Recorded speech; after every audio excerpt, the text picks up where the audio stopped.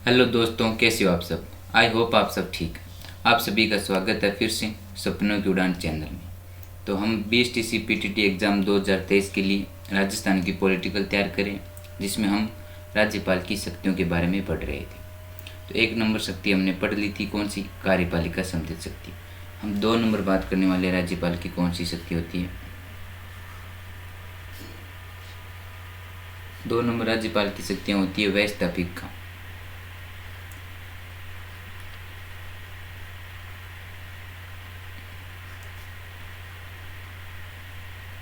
व्यवस्थापिक, इसको अन्य नाम भी बोलते हैं, इसको विधायी शक्ति। कौन सी? विधायी शक्ति। विधायी शक्तियाँ। तो हम इनकी शक्तियों के बारे में पढ़ लेते हैं। तो प्रत्येक राज्य में क्या होता है? एक विधानमंडल होता है, और केंद्र में क्या होती है? संसद होती है। क्या होती है प्रत्येक राज्य में? विधानमंडल।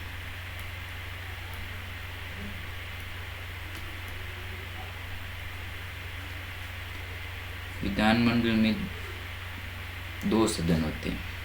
कौन सा? 1 नंबर विधानसभा,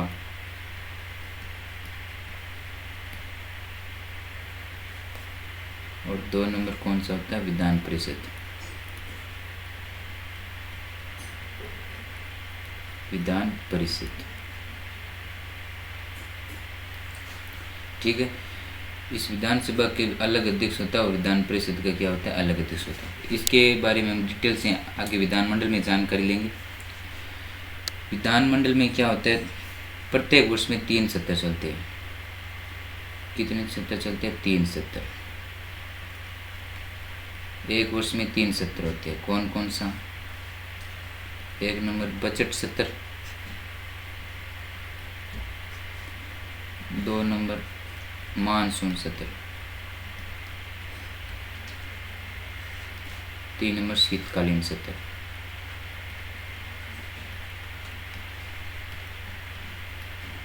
शीतकालीन सत्र। तो ये जो तीनों सत्र होते हैं ना, इन तीनों सत्रों को आहूत यानी शुरू, क्या?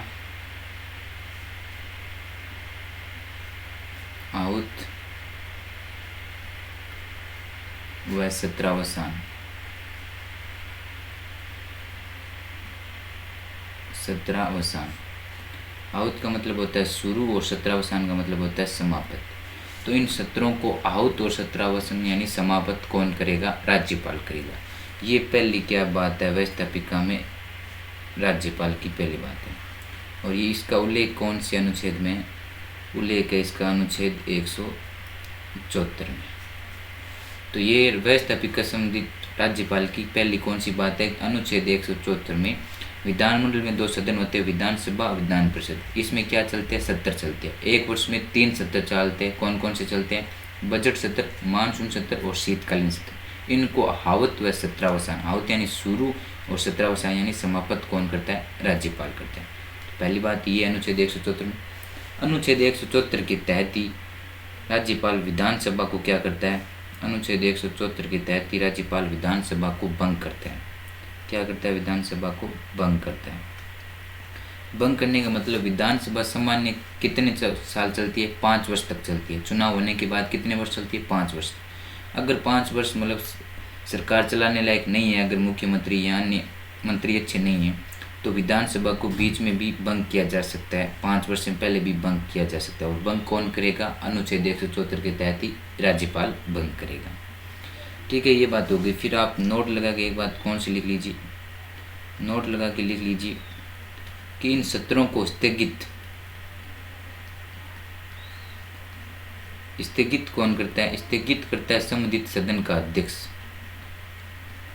कौन करता है स्थगित? संबंधित सदन का अध्यक्ष करता है। देखो, शुरू और समाप्त तो कौन करेगा? राज्यपाल करेगा। लेकिन स्थगित कौन करेगा? संबंधित सदन का अध्यक्ष। स्थगित का मतलब होता है 2 घंटों के लिए रोकना। जो भी मतलब सत्र चल रहे हैं, जैसे मान लो बजट सत्र चल रहा है, उसको 2 घंटे रोकना है, या 3 घंटे, या 10 दिन, या 1 महीने, कितने भी रोका जा सकता है।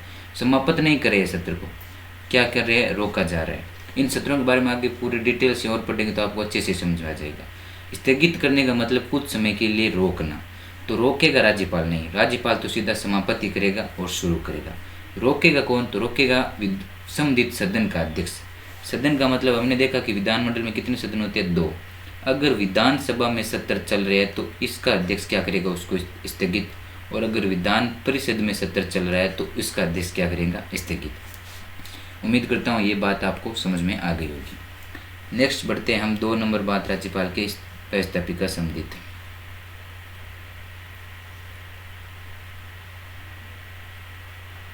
दो नंबर बात पढ़ लेते हैं हम, कौन सी है?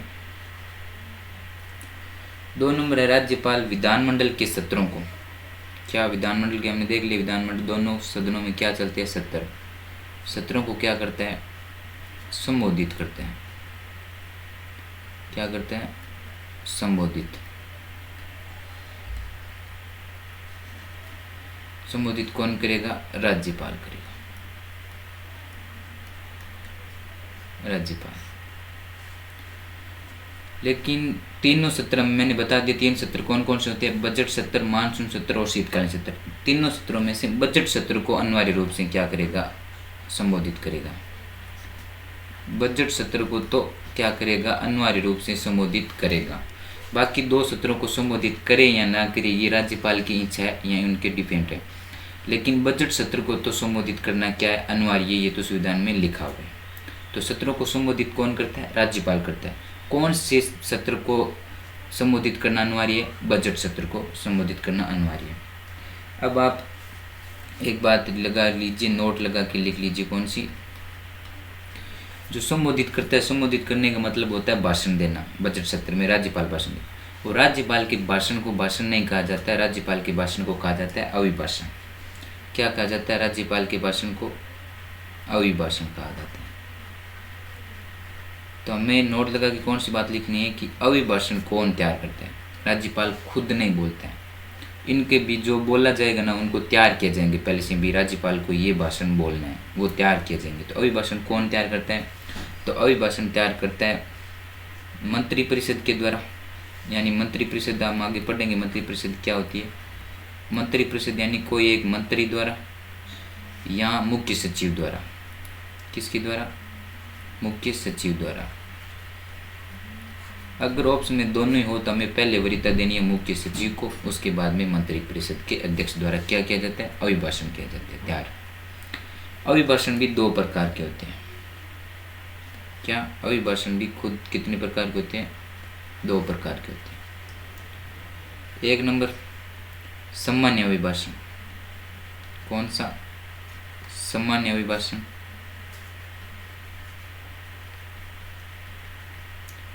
और 2 नंबर विशेष अभिभाषण। विशेष अभिभाषण। सामान्य अभिभाषण का अगर आपसे अनुच्छेद उल्लेख पूछ लिया जाए तो 175 अनुच्छेद में उल्लेख है इसका, और विशेष का 176 अनुच्छेद में उल्लेख है। अब जान लेते हैं कि सामान्य अभिभाषण क्या होता है, विशेष अभिभाषण क्या होता है। तो सामान्य अभिभाषण तो प्रत्येक वर्ष में, जैसे मैंने बताया कि एक वर्ष में 3 सत्र होते हैं, तो और मैंने ये भी बताया कि विधानसभा अलग कितना काल होते हैं? 5 वर्ष तक चलती है विधानसभा। तो 5 वर्ष में अगर सामान्य देखा जाएगा तो ये तो 15 भाषण हो जाएंगे। एक सत्र 3 एक वर्ष में, 5 में 15 हो जाएंगे। लेकिन विशेष सत्र पूरे 5 वर्ष में एक बार ही दिया जाता है, संबोधित एक बार ही किया जाता है।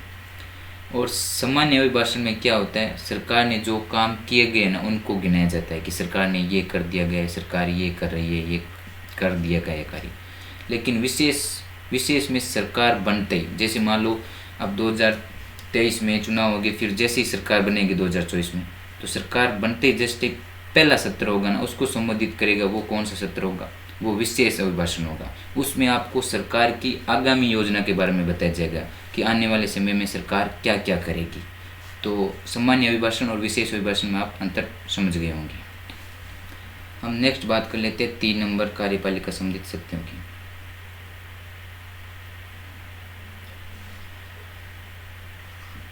तीन नंबर कौन सी शक्ति है? 3 नंबर आपको याद रखना, अनुच्छेद 171।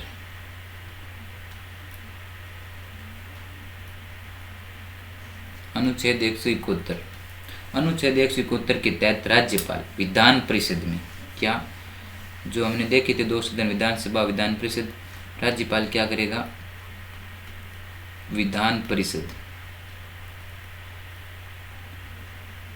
विधान परिषद में 1/6 सदस्य मनोनीत करेगा। 1/6 सदस्य मनोनीत करेगा। जो उसकी भी एक विशेषता है, कौन सी? वो कौन कौन से होने चाहिए उसमें? एक आपके साहित्य, कला, विज्ञान,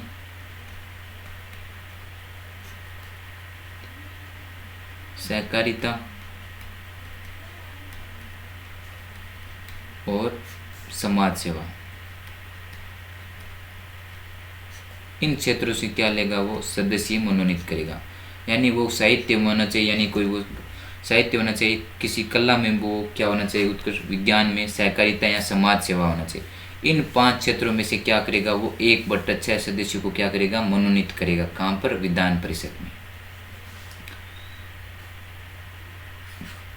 4 नंबर कौन सी बात है इसकी? 4 नंबर अनुच्छेद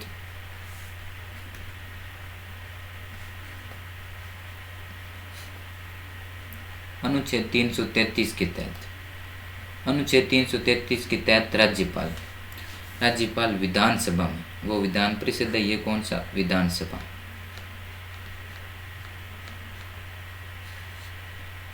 विधानसभा में क्या करेगा?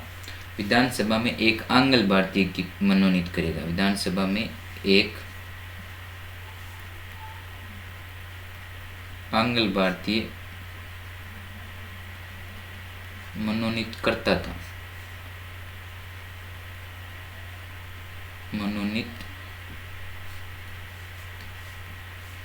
करता था का क्या मतलब? अब नहीं कर रहे। क्यों नहीं कर रहे वो हम समझेंगे। तो विधानसभा में एक आंगल भारतीय को क्या करेगा? मनोनीत करेगा। तो पहली बात तो आपके मन में यही डाउट आ सकता है कि आंगल भारतीय बोलेंगे किसको?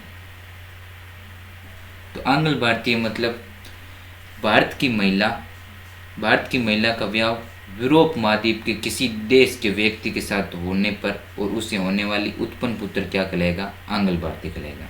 यानी भारत की महिला है और उसका विवाह किसके साथ हो जाए? यूरोप महाद्वीप के किसी एक देश के व्यक्ति के साथ, और इन दोनों से उत्पन्न हुई पुत्र क्या कहलाएगी? आंगल भारतीय कहलाएगी। मनोनीत करता था मतलब अब नहीं हो रहा है। तो उसके लिए कौन सा संविधान संशोधन किया गया था? संविधान संशोधन किया गया था आपका 104वां संविधान संशोधन क्या किया गया था? संविधान संशोधन कब किया गया था? 2020 में। किसके द्वारा किया गया था? नरेंद्र मोदी के द्वारा। जिसके द्वारा क्या किया गया था? इस आंगल भारतीय को मनोनीत पर क्या लगा दिया गया था? प्रतिबंध लगा दिया गया था। वर्तमान में अब क्या नहीं होता है? मनोनीत नहीं होता है। तो ये हमने 4 नंबर व्यवस्थापिका संबंधित शक्तियाँ पढ़ ली। 5 नंबर क्या बात है व्यवस्थापिका संबंधित राज्यपाल की? विधानमंडल मतलब मैंने बता चुका हूँ कि विधानमंडल में कितने सदन होते हैं? 2। तो विधानमंडल से पारित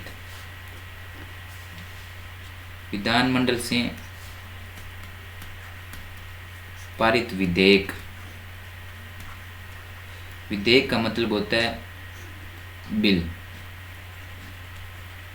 मतलब जो भी कोई कानून लेके आएंगे वो एक प्रकार का विधेयक का बिल बोलते हैं। विधानमंडल से पारित होकर कोई जो भी बिल आएगा यानी विधेयक आएगा, उस पर राज्यपाल के पास 4 शक्तियाँ होती है। राज्यपाल के पास कितनी शक्तियाँ होती है? उन पर 4 शक्तियाँ होती है। और ये बात कौन से अनुच्छेद में है? तो अनुच्छेद 200 में ये क्या है? उल्लेख है। विधानमंडल से पारित मतलब विधानमंडल में 2 सदन होते हैं। या तो विधानसभा से कोई कानून बनाना है तो वहाँ से कोई कानून बनाना है तो वो वहाँ से पारित करेंगे। पारित मतलब पास करना। तो विधानमंडल से यानी विधानसभा से भी पारित हो सकता है या विधान परिषद से। जैसे ही वो पारित होकर आएगा राज्यपाल के पास, तो राज्यपाल के पास 4 प्रकार की शक्तियाँ होती है कि उस बिल पे किस प्रकार हस्ताक्षर करे या ना करे। तो 4 प्रकार की शक्तियों में से 1 नंबर कौन सी शक्ति है कि जैसे ही विधेयक आया, मतलब जो भी कानून बनाने वाला वो बिल आया, उस पर राज्यपाल बिना कुछ आनाकानी किए क्या कर दे? हस्ताक्षर कर दे। हस्ताक्षर कर दे तो क्या बन जाएगा, कानून बन जाएगा। जो वो बनाने चाहते हैं वो कानून बन जाएगा। 1 नंबर तो ये सकती है। 2 नंबर, जैसे मान लो ये विधेयक आया तो उसमें वो क्या कर सकते हैं, उसको पुनः विचार के लिए भेज सकते हैं। क्या भेज सकते हैं, पुनः विचार के लिए, कि एक बार इस पर आप ज़रूर विचार कर लीजिए कि आप जो कानून बनाना चाह रहे हो वो सही है या गलत है। लेकिन एक बार पुनः विचार के लिए भेज सकते हैं। कितने बार, एक बार के लिए। उसके बाद में राज्यपाल की बाध्यता हो जाएगी, राज्यपाल को हस्ताक्षर करना ही होगा। चाहे वो आप एक बार वापस पुनः विचार के लिए विधानमंडल में भेजा, उन्होंने वापस वैसा का वैसा वापस भेज दिया, तो एक बार ही राज्यपाल क्या कर सकता है, पुनः विचार के लिए भेज सकता है। उसके बाद में राज्यपाल का हस्ताक्षर करना क्या बन जाएगी, बाध्यता, यानी हस्ताक्षर करना ही पड़ेगा। और क्या बन जाएगा, कानून, कानून बन जाएगा। फिर हम बात कर लेते हैं नेक्स्ट 3 नंबर कौन सी बात है राज्यपाल की। 3 नंबर कौन सी शक्ति होती है राज्यपाल के पास, पॉकेट वीटो। कौन सा वीटो, पॉकेट वीटो, या इसको एक नाम और बोलते हैं जेबी वीटो। एक ही बात है वो तो, जेबी वीटो, इसका प्रयोग करना। इसका प्रयोग करने का मतलब न तो वो हाँ बोलेगा कि भाई हस्ताक्षर कर दिया, और न ही वो ना बोलेगा कि भाई हस्ताक्षर नहीं करूँगा। मतलब असमय के लिए रोक लेना। जैसे मारवाड़ी में समझाऊँ तो जे में लिए फिर वो करना, ना तो हाँ बोले और ना ही ना बोले। ठीक है, इसका पावर अभी तक मान लो इस्तेमाल अभी तक नहीं किया है। अगर आपसे पूछ ले जाए कि राजस्थान में ऐसे कितने राज्यपाल हैं जिन्होंने पॉकेट या जेबी वीटो का इस्तेमाल किया, तो एक भी राज्यपाल नहीं। अगर भारत के पूछ ले जाए ना 28 राज्यों में, तो भी एक भी राज्यपाल नहीं है जिन्होंने पॉकेट या जेबी वीटो का इस्तेमाल किया। तो आप मन में डाउट आना भी जरूरी कि क्यों नहीं किया जाता इसका इस्तेमाल, फिर दी क्यों है ये शक्ति। क्योंकि ये शक्ति जब ये इस्तेमाल करेगा ना तो उसको कारण देना पड़ेगा, लिखित में कारण देना पड़ेगा कि मैं इस कारण इसको मतलब इस इस्तेमाल कर रहा हूँ।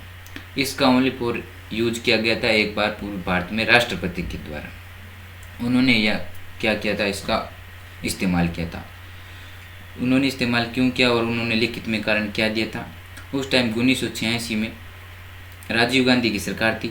वो एक डाक संबंधित क्या बना रहे थे, कानून बना रहे थे, जिसमें लिखा हुआ था कि जैसे डाक से कोई भी पत्र आ रहे हैं उनको हम बीच में पढ़ सकते हैं, यानी बीच में खोल सकते हैं। जैसे ये राष्ट्रपति के पास पहुंची बात, तो राष्ट्रपति ने पढ़ा और राष्ट्रपति ने कहा मैं इस पे साइन नहीं करूँगा, हस्ताक्षर नहीं करूँगा, मैं इस्तेमाल करता हूँ मेरी शक्ति कौन सी, पॉकेट या जेबी वीटो। तो उन्होंने वापस लिखित में कारण मांगा कि क्या कारण है। तो उन्होंने बताया कि अनुच्छेद 21 में क्या है, अनुच्छेद 21 में हमारी प्राइवेसी है, यानी निजता है, कि निजता का उल्लंघन नहीं होना चाहिए।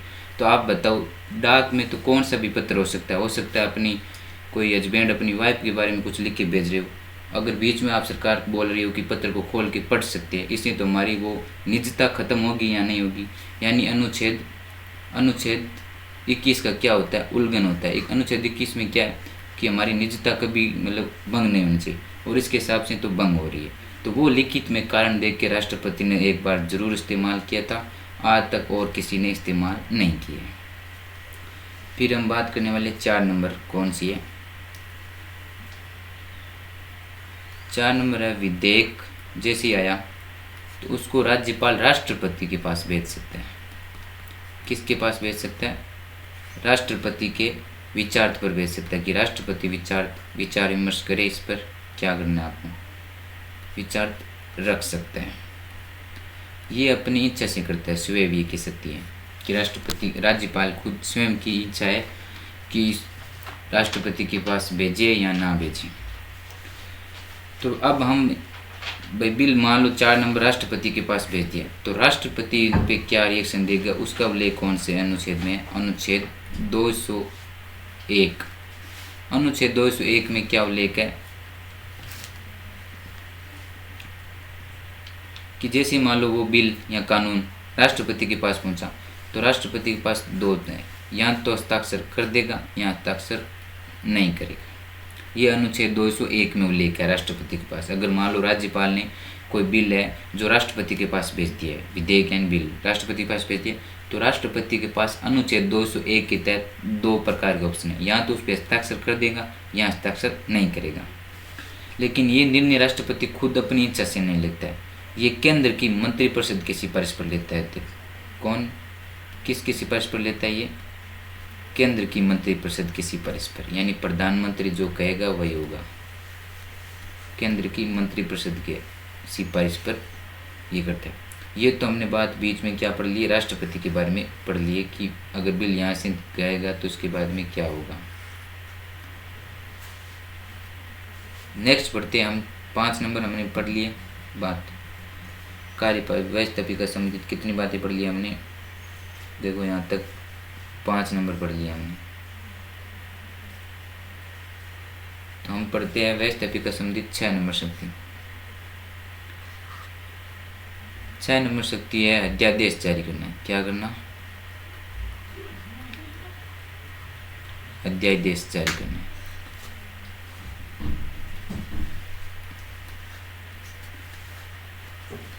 अध्यादेश जारी करना। इसका कौन से अनुच्छेद में उल्लेख है? अनुच्छेद 213 में। अनुच्छेद 213 में इस बात का उल्लेख है। अब आपके दिमाग में आ रहा होगा कि अध्यादेश क्या होता है। अध्यादेश होता है एक आपातकालीन स्थिति। मतलब कैसे जारी करेगा हम समझ लेते हैं। मान लो विधानमंडल का सत्र नहीं चल रहा है। क्या? विधानमंडल, हमने देखा कि विधानमंडल में सत्र चलते हैं। विधानमंडल में क्या नहीं चल रहा है? सत्र चल नहीं रहा है। सत्र चल नहीं रहा है, यानी ना तो विधानसभा में और ना ही विधान परिषद, दोनों में क्या नहीं चल रहा है? सत्र नहीं चल रहा है। और आपको राज्य सरकार को किसी कानून की आवश्यकता पड़ गई है। अब सत्र नहीं चल रहे और कोई कानून की क्या पड़ गई है? आवश्यकता पड़ गई है। तो राज्य की मंत्रिपरिषद की सिफारिश पर अध्यादेश जारी करेगा राज्यपाल। किसकी सिफारिश पर? राज्य की मंत्रिपरिषद यानी मुख्यमंत्री की सिफारिश पर क्या करेगा? अध्यादेश जारी करेगा। यानी सत्र नहीं चल रहा है तो कानून कैसे बनेगा? हमने अभी पिछली 5 नंबर शक्तियों में पढ़ा कि कोई भी पहले कानून क्या होता है? पारित होता है, या तो विधानमंडल में या विधान परिषद में। उसके बाद में वो प्रक्रिया चलती है, फिर राज्यपाल के पास आता है, राज्यपाल हस्ताक्षर करता है, तब जाके कोई कानून बनता है। अब मान लो आपातकालीन स्थिति है और उसमें विधानमंडल में सत्र भी नहीं चल रहे हैं, तब बिल पारित करे तो कहाँ करे? सत्र तो चल नहीं रहा है। तो ऐसे में कानून बनाना भी तो आवश्यक है। उसके लिए क्या करेगा? राज्यपाल अध्यादेश जारी करेगा। उसके तहत क्या होगा? कानून बन जाएगा। लेकिन जो कानून बनेगा ना वो असीमित समय के लिए होगा, परमानेंटली नहीं होगा। कितने समय तक होगा? तो अध्यादेश का समय होगा अगले सत्र के प्रारंभ होने की। क्या? अगले सत्र के शुरू होने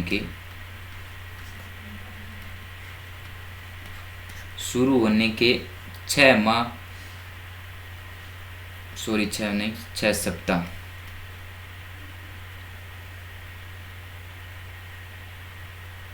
6 सप्ताह 42 दिन तक क्या रहेगा? वो कानून रहेगा। जो भी कानून बना रहे हो वो अगले सत्र शुरू होने के 6 सप्ताह व 42 दिन। मान लो अगर अब कोई सत्र नहीं चल रहा है और मान लो अगर कल ही सत्र चालू हो जाए, कोई भाई 24 तारीख को अगर सत्र चालू हो रहा है तो 24 तारीख तक तो रहेगा। उसके बाद में 6 सप्ताह यानी 42 दिन, एक ही बात है, 6 सप्ताह या 42 दिन तक आगे और रहेगा सत्र स्टार्ट होने के बाद भी। तो वो असीमित कानून होता है। सत्र शुरू होने के 6 सप्ताह या 42 दिन तक रहता है वो। मान लो आज सत्र बंद है और आज हम 24 तारीख है, ठीक है। अगला सत्र मान लो अगर अगली 30 तारीख को होने वाला शुरू, तो 24 तारीख से अगली 30 तारीख तो रहेगा ही रहेगा। लेकिन 30 तारीख को बजट शुरू हुआ है, शुरू होने के बाद कितने दिन और रहेगा? 42 दिन और रहेगा ये कानून। फिर क्या हो जाएगा? ये समाप्त हो जाएगा। अध्यादेश का अधिकतम समय होता है, अधिकतम समय क्यों? अधिकतम समय हो सकता है 6 माह 42 दिन। अगर हमसे सीधा पूछा जाए कि अध्यादेश का समय कितना होता है तो 6 सप्ताह 42 दिन, सत्र शुरू होने के 6 सप्ताह या 42 दिन। लेकिन हमें पूछ लीजिए कि अधिकतम अध्यादेश कितने महीनों रह सकता है तो 6 माह 42 दिन। क्यों? क्योंकि हम जानते हैं कि 2 सत्र के बीच, मैंने बताया था कि एक वर्ष में कितने सत्र होते हैं? 3 सत्र होते हैं। लेकिन 2 सत्रों के बीच में 6 महीने का गैप रख सकते हैं। कितना? 6 महीनों के बाद में तो अगला सत्र आपको चालू करना ही होगा। जैसे मान लो पहला एक बजट सत्र चालू हुआ था, उसके बाद में आप उसको कितने महीने चला सकते हो? अधिकतम 6 महीने चला सकते हो। उसके बाद में दूसरा सत्र आपको चालू करना ही होगा, ये बाध्यता है। तो इस प्रकार ये अध्यादेश का भी समय अपने आप हो जाएगा। क्योंकि अगर मान लो ज़्यादा से ज़्यादा वो 6 महीने कोई सत्र नहीं चला रहा है, बंद किया हुआ है, ठीक है, तो 6 माह तो सीधे रहेगा अध्यादेश। उसके बाद मान लो सत्र चालू कर दिया, तो चालू करने के बाद भी यहाँ पे लिखा हुआ है कि कितने दिन रहेगा, 42 दिन। तो 42 दिन तो फिर भी रहेगा। तो अधिकतम अध्यादेश कितने महीनों रह सकता है, 6 माह और 42 दिन। उम्मीद करता हूँ आप समझ गए होंगे। नेक्स्ट हम बात करते हैं अध्यादेश राज्यपाल किस पर जारी करते हैं। अध्यादेश राज्यपाल 2 सूचियों पर करता है। कौन कौन सी, एक राज्य सूची और दूसरी समवर्ती सूची। कौन सी, समवर्ती सूची के विषय पर क्या कर सकता है राज्यपाल, अध्यादेश जारी कर सकते हैं। तो राज्यपाल के व्यवस्थापिका संबंधित इतनी शक्तियाँ थी, 6 शक्तियाँ थी, जिसके बारे में हमने विस्तार से पढ़ लिया है। अगली शक्ति हम पढ़ने वाले वित्तीय शक्ति, जो हम पढ़ेंगे नेक्स्ट क्लास में। क्लास देखने के लिए धन्यवाद। Thank you.